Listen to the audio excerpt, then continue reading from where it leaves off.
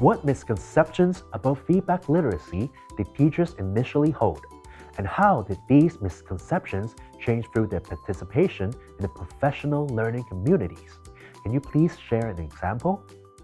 One misconception among teachers is that low proficiency learners are incapable of self and peer evaluation. This becomes a self-fulfilling prophecy, where teachers believe that students lack the ability to handle peer and self-evaluation. And so, they don't invest time to provide the necessary training to help students undertake these activities. As a result, students become incapable of peer and self-evaluation. In the SCOLAR projects, I worked with several teachers from a Band 3 schools.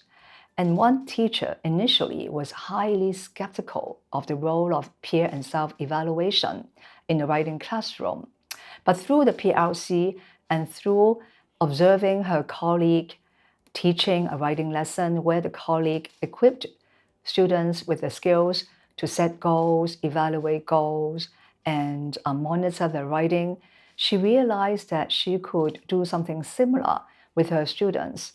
So gradually, she began to incorporate a stronger focus on self and peer evaluation in her classroom. Your study has identified knowledge gaps around students' effective responses to feedback. What specific training approaches in the professional learning communities would help teachers become more attuned to this dimension? Yes, my study did find that teachers generally lack the awareness of the emotional impact of feedback, and such impact is often negative. For example, when students receive papers filled with red ink, they become demoralized, discouraged, because such feedback is too overwhelming. Over time, students will even develop a strong fear of writing and are not willing to take risks in their writing. I think PLC can help a lot. Teachers can do different things. For example, they can interview their own students informally and ask them for their feedback, especially the emotional feedback towards teacher feedback. And back to the PLC, teachers can share preliminary findings of their interviews. And I'm sure that such sharing can spark rich discussions about the unintended effects of certain feedback practices. And together in the PLC, teachers can explore more effective ways to give feedback that can help build students' confidence. Other strategies teachers can do in PLC include peer observation.